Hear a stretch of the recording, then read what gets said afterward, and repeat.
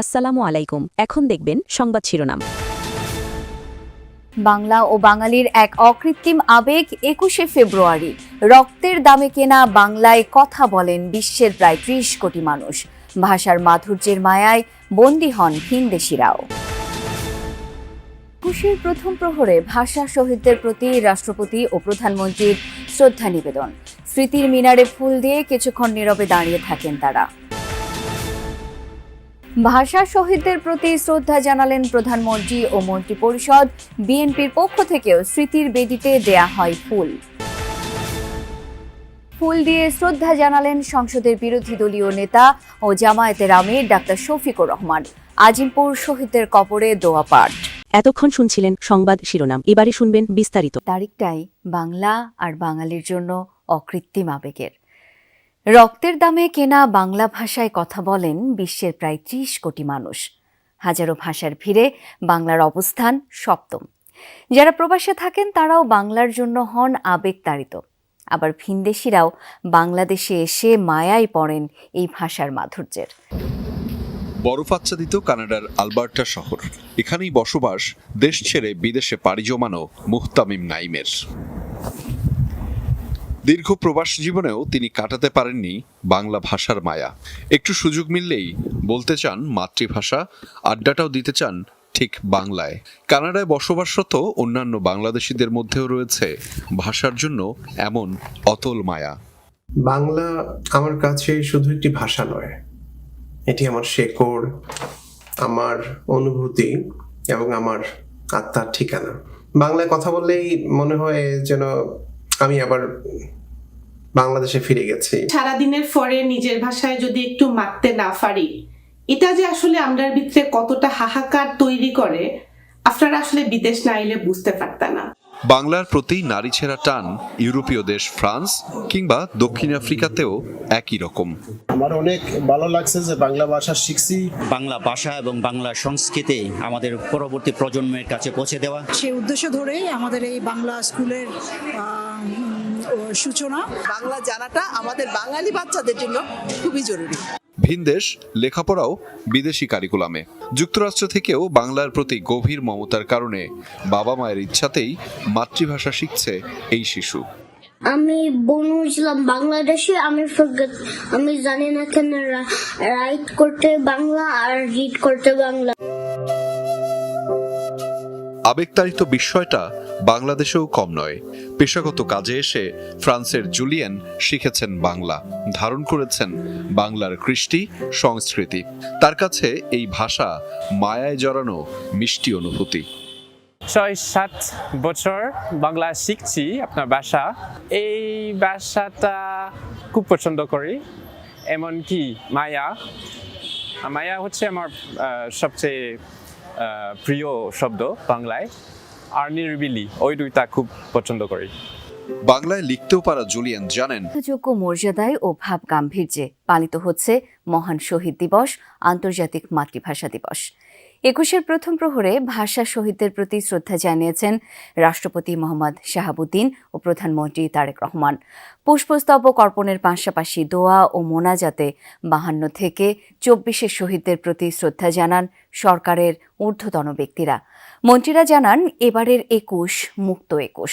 ২১-এর চেতনাকে ধারণ করে গণতন্ত্র ও বৈষম্যহীন বাংলাদেশ গড়ার নতুন শপথ নেন রাজনীতিকরা।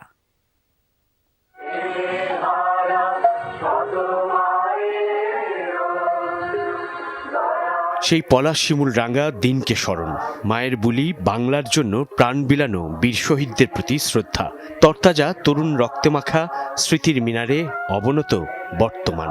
৫২ ফিরে আসে ২৬-এর দারুণ শোকের রাতে।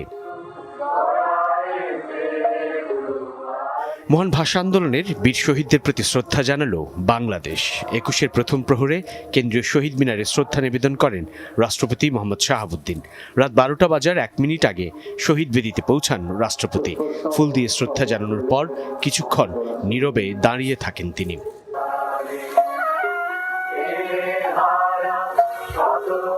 এরপর শহীদ বেদিতে পুষ্পস্তবক অর্পণের মধ্য দিয়ে ভাষা শহীদদের প্রতি শ্রদ্ধা জানান প্রধানমন্ত্রী তারেক রহমান। কিছুক্ষণ নীরবে দাঁড়িয়ে শোকে স্মরণ করেন সেই বীর শহীদদের। শহীদদের আত্মার মাগফিরাত কামনা করে দোয়া করা হয়।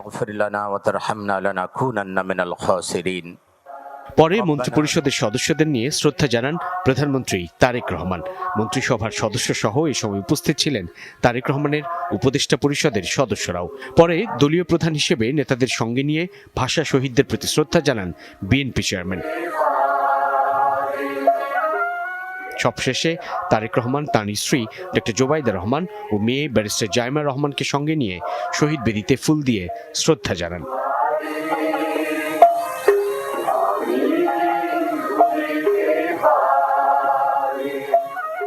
প্রধানমন্ত্রীর শ্রদ্ধা নিবেদন শেষে 52-এর অকুতোভয় বীর শহীদদের প্রতি শ্রদ্ধা জানান 3 বাহিনী প্রধান। পুষ্পস্তবক অর্পণ করেন ভাষা শহীদদের বেদিতে।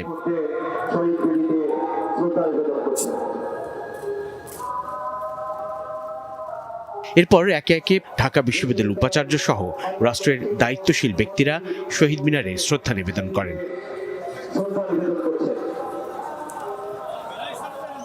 21-এর চেতনাকে ধারণ করে গণতান্ত্রিক বাংলাদেশ গড়ার শপথ নেন নেতারা।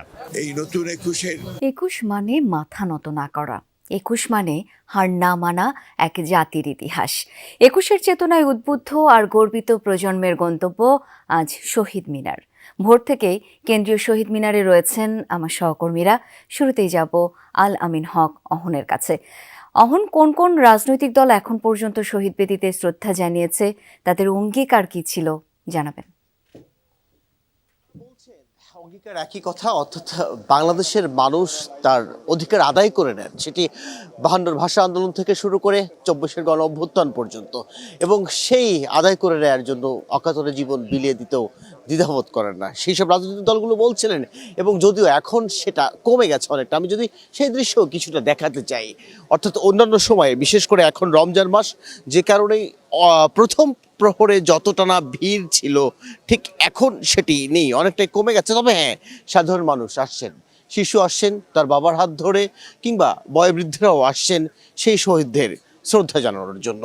একই সঙ্গে শহীদ দিবস, আন্তর্জাতিক মাতৃভাষা দিবস, যে মাতৃভাষার জন্য এই শহীদ রফিকরা, জব্বাররা তাদের প্রাণ বিলিয়ে দিয়েছেন, সেই মাতৃভাষার টানেই এখানে, কিংবা তাদেরকে শ্রদ্ধা জানানোর জন্য আমরা দেখছিলাম শহীদ বেদিতেই সেটি তো প্রথম প্রহর থেকে শুরু হয়েছে, এখনও আসছে। তবে হ্যাঁ, কিছুটা কম, অন্যান্য বারের মতো নয়। এবং আমরা যেমনটি বলছিলাম যে সাধারণত বইমেলা থাকে, এবার সেই বইমেলাও নেই। সাধারণত এই পথগুলো একেবারেই যখন শ্রদ্ধা জানানো শেষ হয়, এইসব দল মত নির্বিশেষে মানুষগুলোর পথ মিশে যায় বইমেলা প্রাঙ্গণে। সেটি এবার হওয়ার উপায় নেই, বইমেলা শুরু হচ্ছে আরও 2 থেকে 4 দিন পর।